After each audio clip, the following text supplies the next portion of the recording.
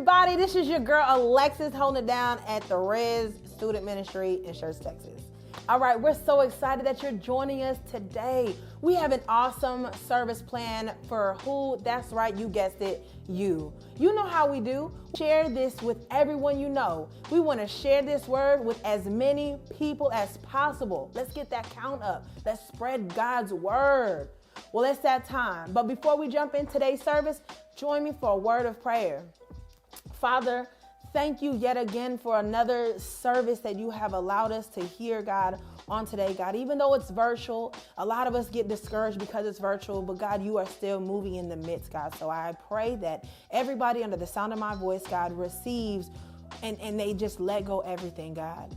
We are just asking for you to move in our life, God, like never before. We know that these are the ending times, God. We know this.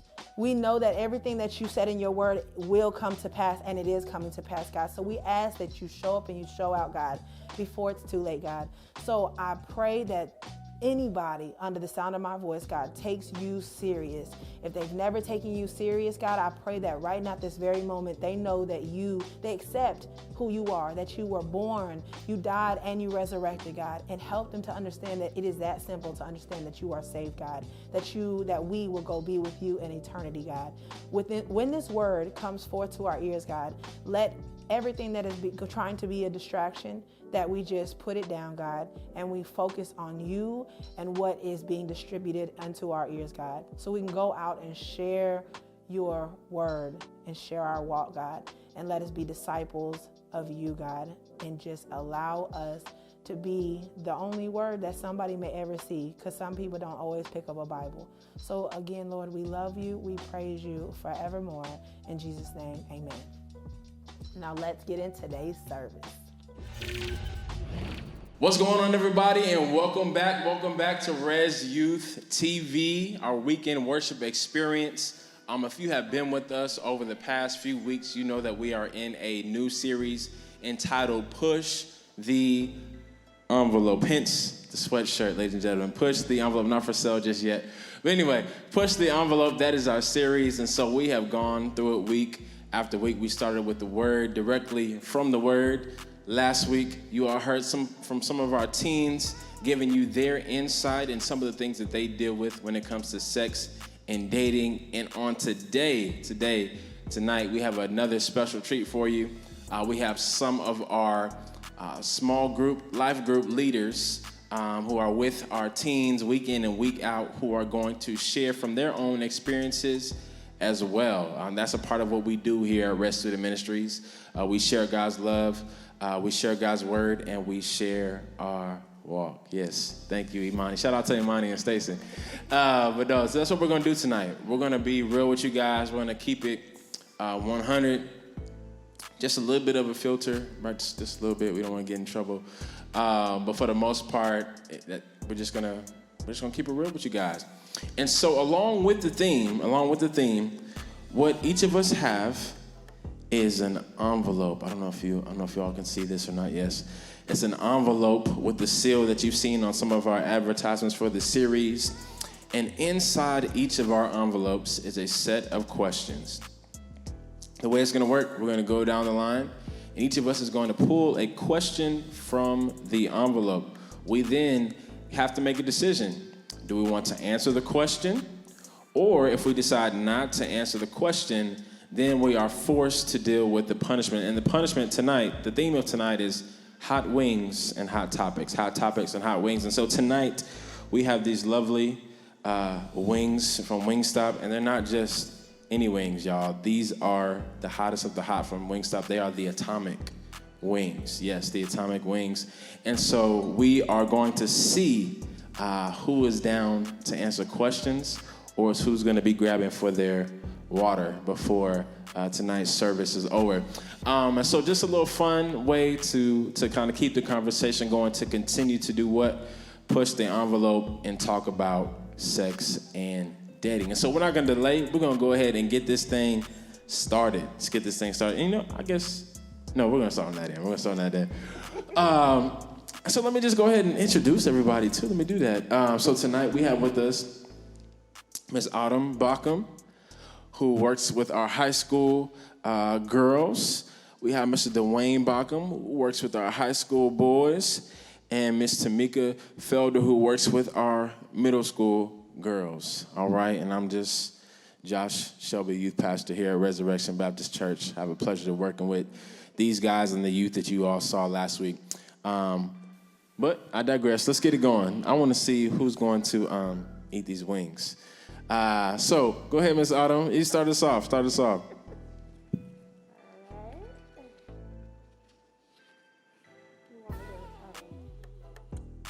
the question. Is dating, being in a relationship, and marriage different? What's the difference? So I would say I'm going to answer. They're all the same because they're different types of relationships, but they're different because they're different sets of rules per se. In a marriage, you have taken a spiritual and legal obligation to be dedicated to one person. Dating, you'll also hear dating, it can also be like practicing for and preparing yourself for a marriage. So, yes, they're different. They're two different types of relationships, if that makes sense. I think that's the best way I can explain it. Hit on that too? Yeah, hit on it too. Okay. Go for it. Well, I would say that when you are in the process of dating, you're still feeling your way through as far as what you're looking for and also what your person that you're interested is kind of looking for versus when you're married. When you're married, you're kind of already not necessarily tested the waters, but you kind of have already had some time to kind of feel your way through a little bit better. So you kind of start seeing things that are a little bit more common and things that you know you just won't tolerate, period. Because it's like, oh, this is a marriage. I could put my foot down and say, hey, check that at the door. Or, that's not something that we're going to go through. Or we could pray through any relationship regardless. So I have to say it's a little different. Because you can kind of put your foot down a little bit more. Y'all heard that? Put your foot down. Okay. Put your foot down. So, let me ask, and this for all of y'all, this for all of our panelists. How many dating relationships have you been in? And you don't have to go back. Okay, let me see. That was him, and that was her. No, but just give me a roundabout. Would you say how many dating relationships have you been in? We'll start with you, Ms. Autumn. How many? Just a roundabout. I was only in 2 before I found my husband. 2. Okay. I can't give you my body count. Joking around.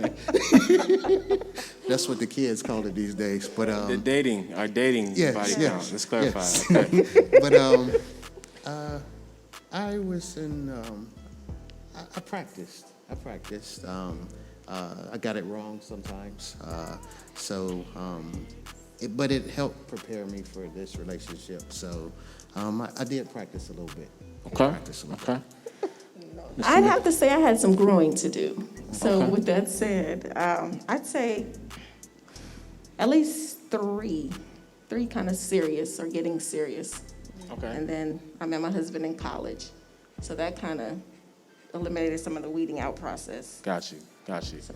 Okay, and the reason why I asked that is to the point of the question is that you see a lot of us, myself, I didn't say mine. I've serious relationships, probably maybe 3 or 4 serious relationships. Dated, talk to people, all that different stuff. But serious relationships, probably 3 or 4. But anyway, I say that to say, you see, there's multiple or a larger number of dating relationships because you can kind of jump in and out of that, right? And so the difference, they both hit on some differences, but one of the other major differences is also marriages, like they said, or we're saying, is a commitment, right? When you're just dating someone, it is, but it's not quite as heavy as that marriage commitment, right? And so you always want to make sure before making that step, before you decide, hey, I'm done dating or practicing or growing into it, that I'm willing to commit to this person and this person alone for the long run, forever. We want to see, obviously there's instances where things don't necessarily work out, but the goal should always be for it to last forever. And so you always want to make sure that you already have that mindset in your mind and in your heart that I am committed to that person, which is why, ladies and gentlemen, our first message for this series is so important. For you to first sacrifice your body and your mind to God, because guess what? That's practice. If you can commit yourself to God, right, it's that much easier to commit yourself to whoever that person is he has for you. And a lot of times, God may or may not send you that person until you have committed yourself to him first. Because he recognizes that, hey, if you can't commit yourself to me, you're going to have a whole bunch of problems with a person who doesn't necessarily love you unconditionally. So I just wanted to throw that out there. But great responses from both Ms. Tamika, Ms. Autumn, and Mr. Dwayne so far. Let's keep it going. Let's see if I'm going to dive into these wings. I don't eat hot wings at all, y'all, so it may not be good if I had to eat them. Wow, this same question. I'm not gonna touch on it again because we hit it already, but very interesting. You want to get a male perspective? Give the male perspective? Yeah, I'm joking. Are you should I dive deeper into it? I mean, no, just the one thing that I think is important for the young men to know, the biggest difference is the level of commitment. The level of commitment, and like you guys, you pointed it out. Just that's for life, and that makes the huge difference right there. The level of commitment, and till death do you part. That's the difference. Yes, sir. I agree, man. I agree. So let me see. The next question. Oh Lord, who put this in here? Should I eat? I'm gonna answer. All right. Question is, it's my fault. I'm the one who put this question in there. But I'm gonna ask all you guys to answer this. What was the deciding factor for you in determining whether to have sex or to wait? What was the deciding factor for you in determining whether to have sex or to wait? So, I said we're going to keep it 100, so we're going to keep it 100. Pastor Shelby did not wait until he was married before having sex. And one of the deciding factors for me, believe it or not, when I did do it, was I saw some people who I looked up to, some other teenagers that I looked up to, who I knew had done that, and they seemed like they were fine. Like God didn't, punish them or totally wreck their life. And so I was like, well, they good, so I'm gonna be okay too, right? And so I did it, and no lie, the day after it happened, I didn't do nothing. Like, I felt so bad, y'all. I regretted it so much because I was just so convicted that it wasn't what I was supposed to do. But keeping it 100, that conviction did not last forever, right? We all do it. We not just in the sex realm, but in different things we do. We tell God, hey, I'm not gonna do that no more, and we end up doing it again, right? But in the seasons, answering both parts of the question, in the seasons that I did wait, it was because I believed that if I did, that God had something better for me in doing that. When I did not wait, I was settling for just anything and anyone, right? And there's no satisfaction in that. It's just a cycle, right? I talked about it in the first message. Those few moments of pleasure, they're there for those moments, but then after that, it's gone, right? It's a cycle. And so there was no overall satisfaction in doing that. And so I had to make up in my mind, I'm going to wait and see what God has for me. I've been doing it my way, not working out. So I'm going to wait, and I'm going to see what God has on the other end of that. And I was blessed for it. So anybody else want to answer that? What was a deciding factor for you in determining whether to have sex or to wait if you waited? Or you can eat. Well, I'll answer. I am keeping it real. I also did not wait until marriage, but I did wait until I was an adult. And at the time, I was in what I thought was a pretty serious relationship, and I felt ready to make that move. Now, being totally honest, I'm just like Pastor Shelby. I felt bad about it right afterwards. But that conviction didn't last long. And there was some parts that I would say, parts of my life that I can see being disobedient to God. You know, I could see the fruit of being my disobedience. But you know, it brings on a moment where you have to come back and reevaluate some of the decisions and really dig deep into why you made that move that you made. Why did you do that? And you know, you learn from it. You know, it wasn't a moment where I beat up on myself to the point where, you know, I can't change it. Then you kind of look at it different of, you know, what can I learn from it, or how can I be better later? So. Pastor Shelby said we all got an answer, so I'm going to answer. No, I'm joking.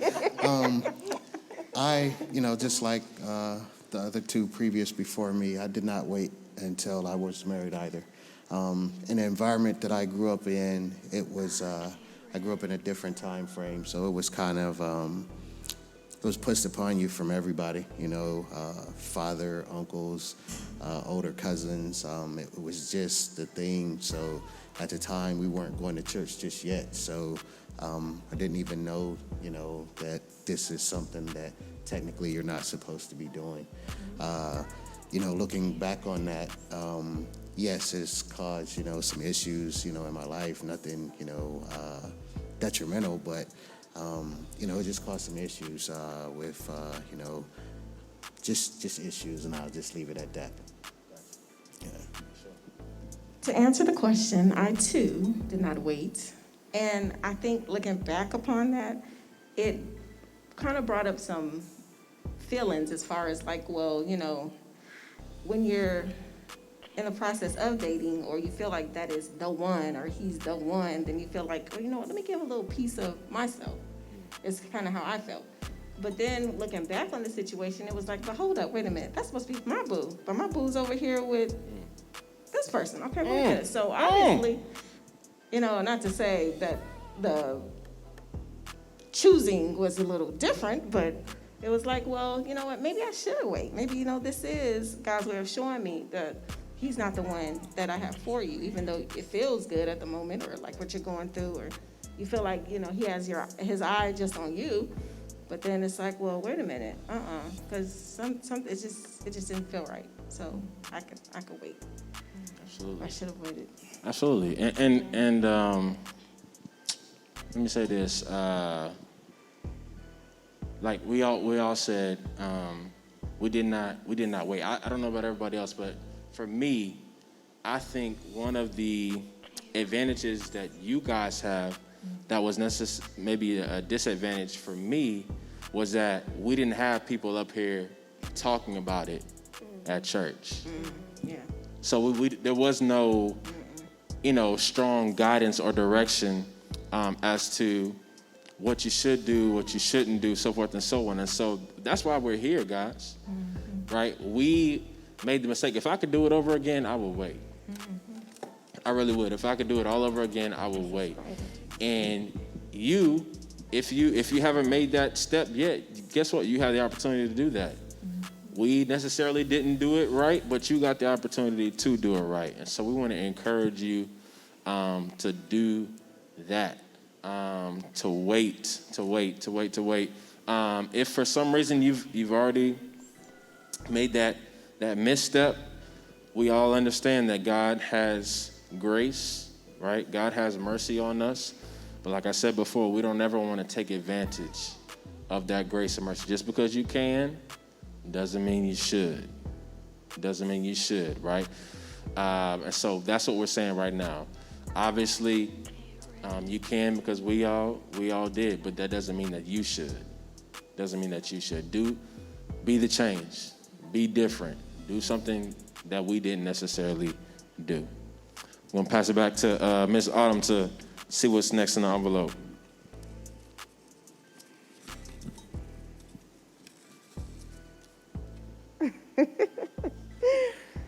Why are girls so emotional? You guys didn't get that one. I don't know how to answer this, but I'll say this. I'm not going to use hormones as an ultimate excuse, but that's a real thing. I think Sister Tamika will agree with me, but no, seriously. Women in general, we're just emotional creatures. We are made to nurture, and we feel feelings deeply. And sometimes that's just not received well by males. And I'm sorry I don't have the answers where I can't give you the cheat code. There is none for you to figure out and understand us. We don't even know why sometimes. And being honest, we get on our own nerves with our own emotions. That's the best I got. That's a good answer. That's a hard one. We appreciate your answer. Let's keep it going.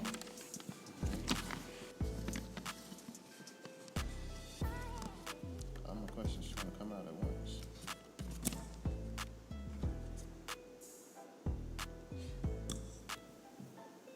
The question is, what if you're interested in someone, but they aren't interested in you?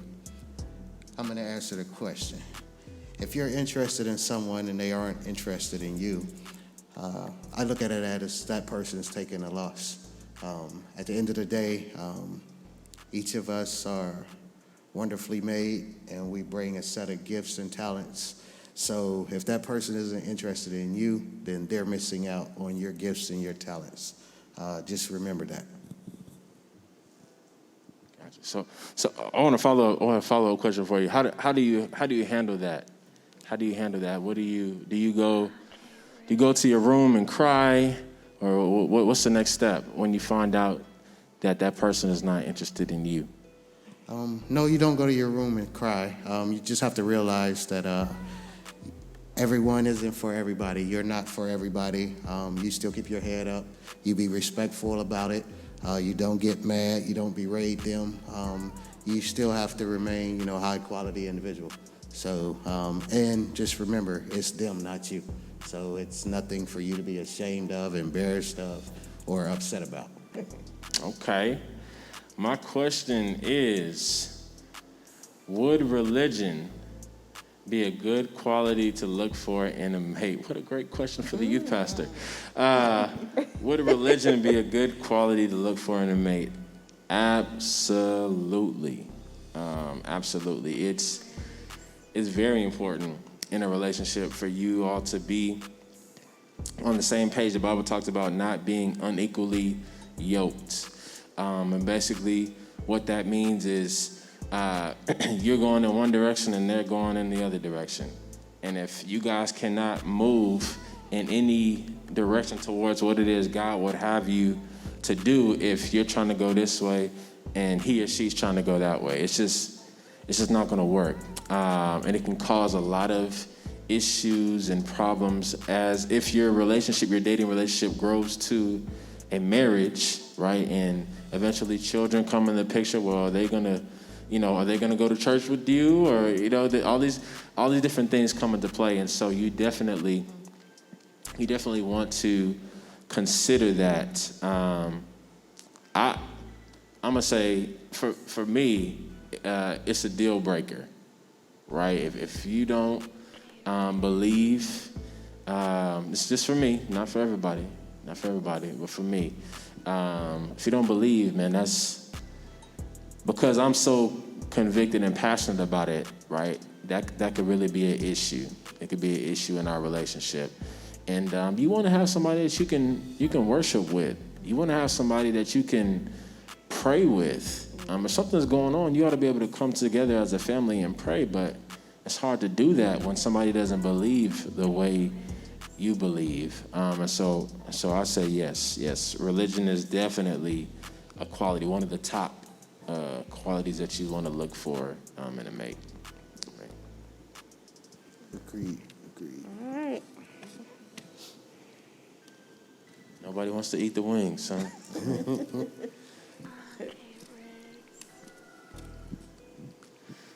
What we got?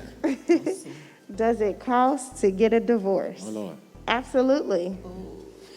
I want to eat on that one. You sure you don't want to eat? There is a financial cost because you have to, go through the legal process of separating from someone.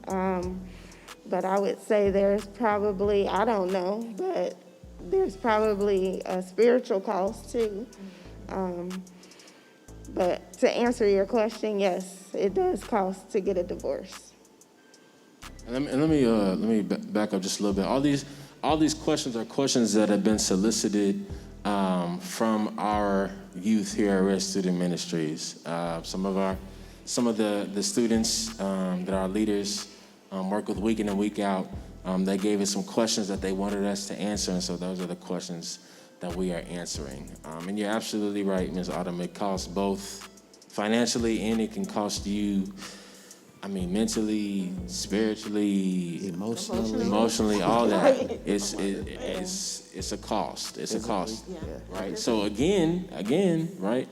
We want to go back to making sure that, number one, you take your time, and number two, that you understand that it's a commitment, that both people are on the same page with that commitment, that both people are on the same page in how you communicate and how you trust each other, and religion, the question we just answered, right? All those things are important because if any one of those things, those major things are off, right, it makes that road, that cost that you might have to pay towards divorce a little bit easier, right? So It's cheaper to keep her. yes. That's what they say. I disagree.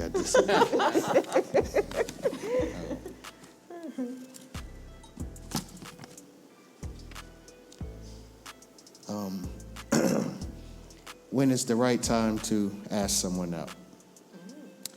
I'm going to answer this question. The right time to answer someone out is, one, you have to have, as a teenager, permission from your parents. That's one. Secondly, I would assume that you and your parents have discussed some of the boundaries about your dating and asking someone out. Another time is when you feel emotionally ready. You're not peer pressured into it. And then, lastly, when you kind of have the financial means to take someone out, especially from the male perspective. Like it. Let's see. What's next? Here we go. Okay, Riggs. I think this one starts with how. So let's see. Ooh, how do you break up with someone? Well, let's see. Well, you let them down easy, of course, and maybe it just didn't work out, or you didn't sometimes people put on images, and it's like when you really get to know this person, you're kind of like, ooh, what did I see? It's like, help me, Lord, reveal things to me so I can get out of this. And so you want to learn from your mistakes, and you want to learn from different situations or different relationships that you encounter. Because I do feel like you should date when it's the right time, though, of course, don't just rush into anything immediately. And then as far as if it break up, then sometimes you are better off as friends as opposed to in a relationship together. Yeah, absolutely. So I think, how do you of course you let them down easily and not too strong, because you want them to, you want to take their feelings into consideration as well as your own. Sure. And you want it to be on mutual terms too. Sure. So I'd say. And some people are crazy, so Oh, you yes, you let them down hard. Oh Lord. Right, they may come after They're you. coming back. Cool. Great answer, Mr. Beacon. Let's see what we got. Oh, same question. We already hit on that. Let's see. What we got here. Okay. I'm gonna go ahead and eat on this one. Get your water ready. I told y'all I don't eat hot stuff. So you go to the next person. All right. Okay. Well, while you eating on your wine, Need some help with that water? You good? Okay, you good. He's good. Ooh. Some ranch or some blue cheese. okay, here's one. Is dating practicing for marriage? That is a good question. I say yes, it is. I always would date with purpose, and date and be intentional about dating. If ultimately your goal is to get married, then yes, dating should be practicing for marriage. I do believe that. But dating is also about learning yourself too, and how you are in a relationship with somebody. So it's not, you're learning about that other person, but you're learning a lot about yourself too. So absolutely, you want to make sure that you're dating with purpose and being intentional. Okay, this is one that we haven't touched on, I believe. It says, how can you tell when someone likes you? I'm only going to speak from my perspective. Usually, you can tell when someone like you, first, probably by the way that they look at you. If you pay attention to how they're looking at you, it's a little deeper gaze. It's a different gaze. It's almost seeing the soul or whatever, her spirit in you. Also, they may touch on you, like on your shoulder, your arm, things of that nature. They're always going to treat you kindly and be very considerate of you, be very helpful towards you. They usually sometimes pull at their hair and stuff while they're talking to you. They offer to help you or walk you to class, things of that nature. Those are some of the ways that you can tell when a young lady is interested in you. She may bring you up in topic a lot as well. But those are some of the ways. Is that how Miss Autumn got the curls in her hair? She was twisting. She was twisting her hair while she was talking to you. Yeah, that's part of it. Dwayne twisted his up too. He was like, hey, I got you, man. Cool. Okay. That's how you know, fellas. You heard it from Mr. Dwayne himself. That's how you know where your spirit is in that moment. All right, let me see what I got. That's all good. Let's see. Oh, Lord. No. You gotta eat again. More chicken. All right now. Another bite. Okay.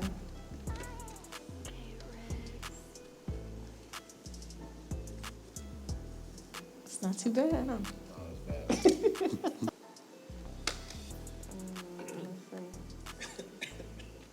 Uh-oh.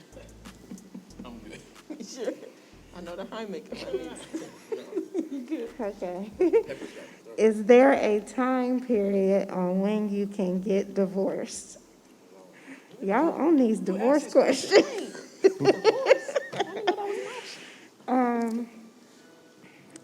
Yeah, it's a yes or no question. So, yes, there is a time period, but I don't know anything about divorce because my one marriage is right here. So,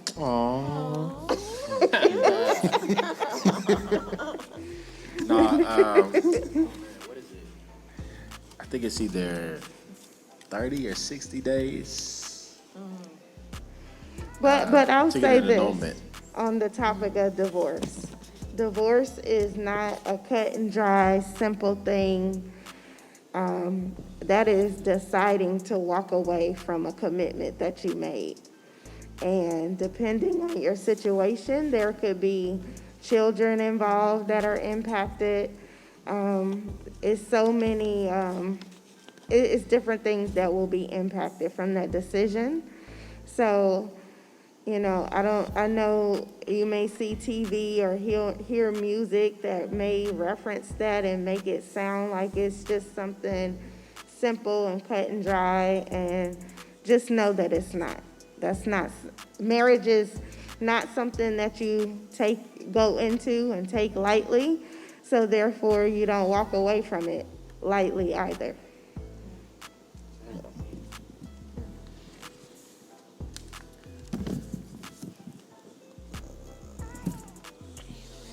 Okay. The question is, how do you know if someone is worth dating? That's a good one. To know if someone is worth dating, before you get into the dating arena, you should probably sit down and mark off a list of things that you're looking for in a mate. You want someone that is responsible. You want someone that is, basically we talked about it earlier, same religion as you. You want someone that's funny, someone that's appealing to yourself. You want someone that's intelligent. And if you're looking at all of these things, these are some of the qualities that you're going to want in a mate. So if a person possesses all these qualities, then you can look into seeing if that person is interested in you. But that's kind of how you know someone is worth dating, based upon the qualities that you're looking for in a mate. Yeah, that's where I was going. So to close this out, from each of our panelists, if you could share anything with our viewers, our young men and women, about sex and dating, what's one piece of advice, one nugget that you would share with them that maybe you learned along the way, or you wish someone would have told you when you were their age? We'll start on the end with Ms. Autumn. I would say do things when you are ready to do them. Don't do it just because, and just because everybody else is doing it. Just keep that in mind. You're in that age group where you're easily influenced, and it's easy to do something strictly based on everybody else is doing it. And don't. If you're not ready to do it, don't. Don't do it. Don't do it. Don't. All right, what you got for him, Mr. Dwayne? I would say know thyself first. And usually in the dating scene, especially, you run into a lot of representatives, because when you first meet someone, you aren't your true, genuine self. neither are they their true, genuine self. So you have to get established and learn to be comfortable in your shoes and learn to love yourself first before you're able to love anyone else. So by knowing thyself, know what makes you happy, know what you're looking for, know what you possess, know what you want, and things like that. I think that's most important in a relationship, that you get, your foundation laid first. And your foundation begins with you. Yes, sir. Know thyself. I'd have to say, don't think that there's something wrong with you because everyone else is doing it or feels like this is working for them. It's kind of like just what everyone else was saying. Know yourself first. Get yourself right in that position, and then maybe you have a little bit more to offer, and you don't have to feel like, you hear some of those songs and it's like, or some of the movies or different peer pressures that's happening. It's okay to wait. There's nothing wrong with waiting. Absolutely. And do it in your time, not when everyone else feels like it's the time. Yeah. So just wait. Just wait. Just wait. Just wait, yeah. Wait and see. Along all those same lines, I tell this to everybody, dating, single, whatever, 3 words: take your time. That's it, man. Take your time. If I could do it all over again, I would take my time. There were a number of relationships that I rushed because everybody else was in a relationship, or I felt like that was the right thing to do. I did this, I did that, so, what's missing? A girlfriend, right? Whatever the case is, right? So take your time, man. There's no rush to be with someone. The right person is going to be there. They're going to be there. So many high school relationships. There are some high school sweethearts, but there's a lot more high school relationships that did not work out. And so what's the rush? What's the rush in trying to force that to happen, or forcing it to remain? It's okay. It's if it doesn't work out, it's okay. It's okay. To everybody else's point, get to know yourself first. Take your time to get to know who you are. When you get to know who you are, who you really are, then you feel more comfortable showing who you really are. And when you show who you really are, then you attract what you really need. Does that make sense? Know who you really are, then you show who you really are, and then you attract what it is that you need. But if you don't know yourself, then you're just showing a representative, like Mr. Dwayne was talking about. And so then somebody comes along, right, who likes that representative, but that representative is not a real representation of who you really are. So then when you come to figure out who it is you really are, and they don't match up, then it don't work out. So now you wasted all this time, all this energy, right, all because you didn't know who you really are. So take your time, get to know who you are, figure out what it is you like, what it is you need, what it is you don't like. Because when you know what you don't like, then you don't waste time on people who bring those things to the table. Because I don't like that. And that's okay. We can be friends. Like Mr. Mika said, we ain't got to be in a relationship. We can be friends, because if you bring those things that I don't like into a relationship, it might end in heartbreak or whatever the case is anyway, right? So I said all that to say, I said a lot. Take your time. There's no need to be in a relationship right now. There's definitely no need to be having sex right now. Sex comes after you get one of these. That's it. That's when that needs to happen. Until then, there's no rush.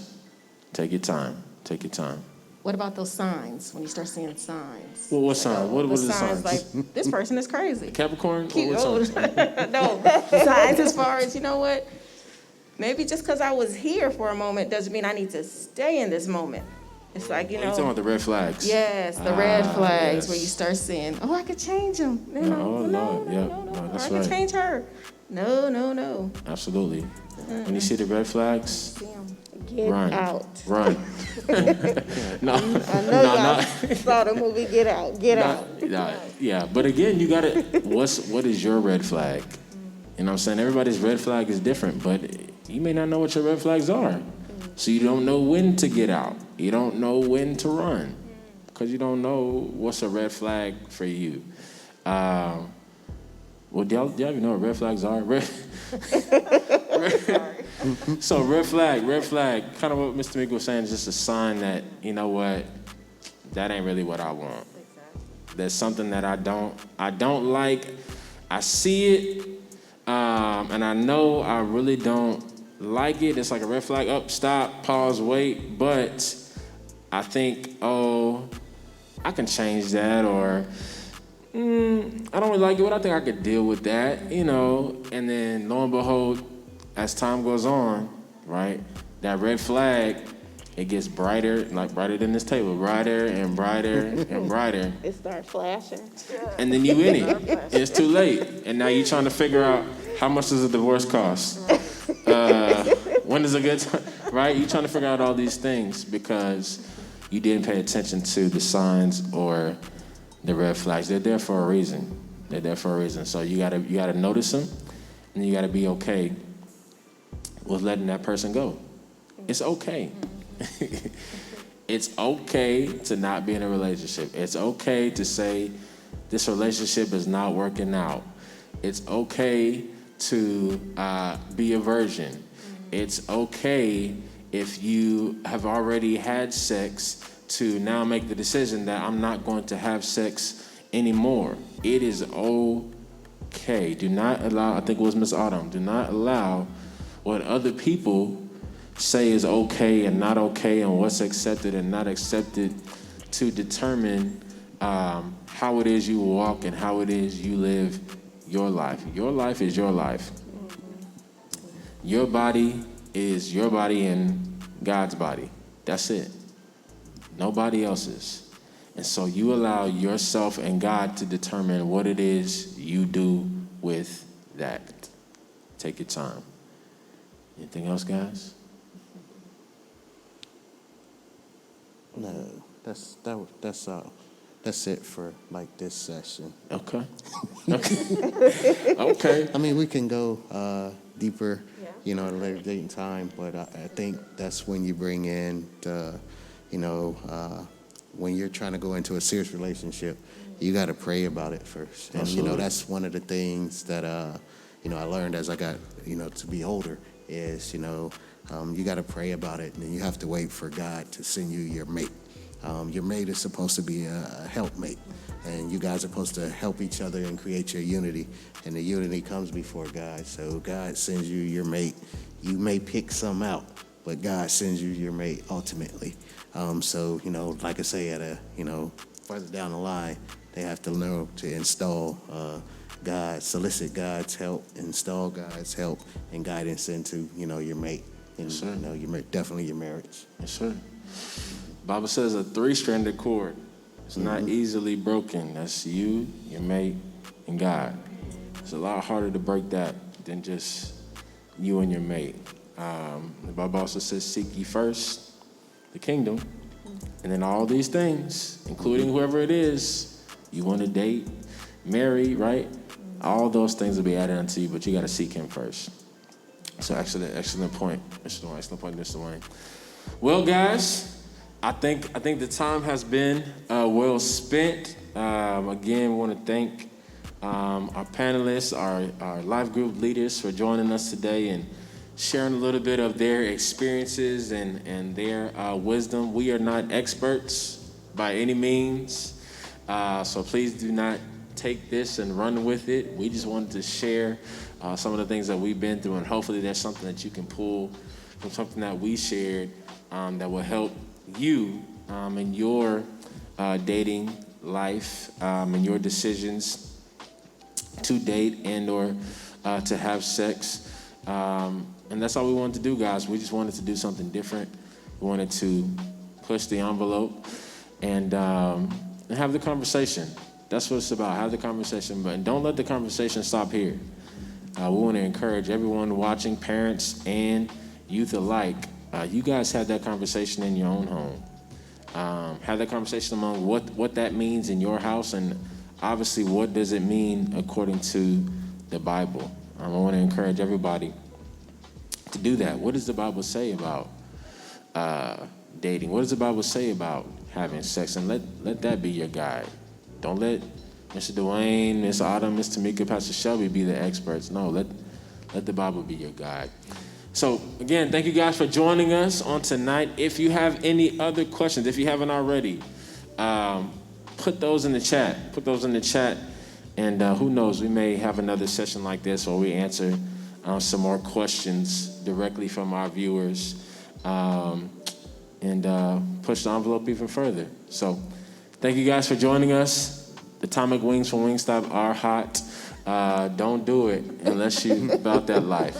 But no, thank you guys so much. We'll be back again next week, same time, same place, right here on YouTube, Radio TV, 7 o'clock.